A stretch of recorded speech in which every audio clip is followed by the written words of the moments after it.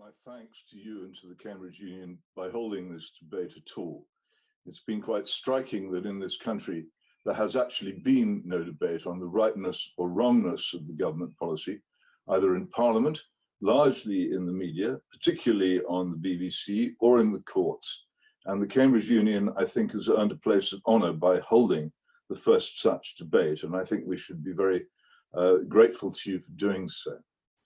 My fundamental position must start with this: an acceptance by all of us taking part in this debate that we all have good motives, that none of us seeks to harm anybody, that all of us hope to reduce the number of deaths and the number of losses and the amount of pain in society, that none of us has any other motive than good ones. And I say this because during the past few weeks, I have frequently myself been accused of having motives which are either mercenary or cynical by people who have defended this lockdown.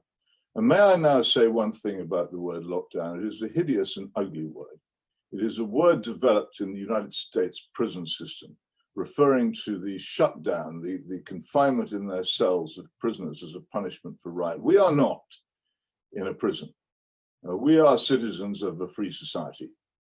And in that free society, we are entitled, it seems to me, to a great deal of consideration from our government, which we are not getting. I am told repeatedly that the measures which have been taken are based on the principle of better safe than sorry. Are we in fact safe as a result of what's been going on, or are we in fact less safe than we otherwise were? The economy of this country has been dealt the most tremendous blow over the past few weeks. It is suffering at a rate of £2.4 billion sterling lost each day. Already, all the money saved by the long and painful austerity program of the Cameron-Osborne government has been squandered. We are losing each month this goes on something like 3% of gross domestic product. People must understand what will happen to a society which has suffered on that basis. First of all, one of the main things which will happen is that health will decline. Professor Sitrit Bhakti, one of the many experts on this subject who's been ignored by both the British government and many other governments, warned from the beginning of what he called the horrifying impact on the world economy of these measures, which he said threatens the existence of countless people, operations cancelled, practices empty, hospital personnel dwindling. All this, he said, will impact profoundly on our whole society. I can only say that these measures are leading to self-destruction and collective suicide because of nothing but a spook.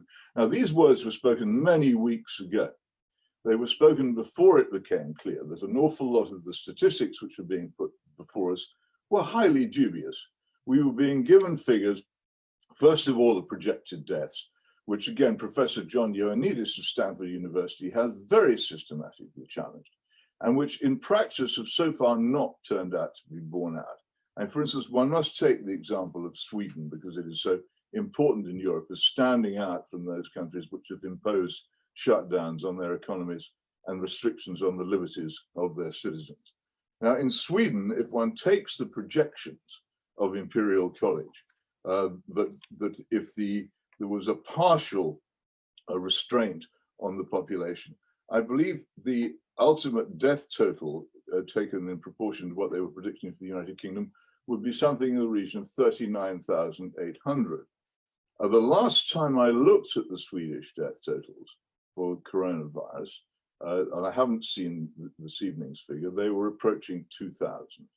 So very, very far from that. I think that we therefore have to express considerable doubt about what we've been told. We need to express considerable doubt about being told how unprecedented this is. In many years, particularly in the winter crises of the British National Health Service, the hospitals are overwhelmed by very large numbers of influenza cases. I think in one recent year, something approaching 18,000 people died. The arrangement in time is different, but the thing in proportion is not hugely greater. We're being told that it's worse than it is as a threat to us. And at the same time, minimizing the enormous dangers to our liberty and to our economy, which, as I say, grow week by week. We've seen in this country the terrible bullying behavior of the police towards the population, their development into something much more like a state militia than the police. In other countries, particularly in Hungary, we've seen the use of the threat of this disease by Viktor Orban to take on powers which verge on the dictatorial. We have seen in economic terms the destruction day by day by day of jobs, the lowering of wages, the crashing of small businesses, which their owners have taken many, many years of painful work to build up. These things have to be taken in proportion to what has been done. And we have to ask ourselves, was what we did a wise and proportionate response? Now, I believe it was not. And I believe also that not only was it not, but that at the beginning, when the decisions were being taken, the leaders of this country did not take any serious effort to discuss it, nor was any proper effort made by the organs of civil society, which are supposed to stand up and provide brakes to foolish action, to do anything to prevent it. We now have a position where it has happened, and it will be, as Carol Sikora rightly said, extremely difficult to get out of, because one of the things about a policy of this extremity is that there is no obvious exit from it. And it is going to be extremely difficult for the government, having actually engaged the enthusiasm and sympathy of the British people in a policy of this strength, to persuade them to stand back from it for the sake of the economy of the country, which they're going to have to do. At the end of it, it seems to me, to avoid a repetition of this, the very least we need to do is to avoid the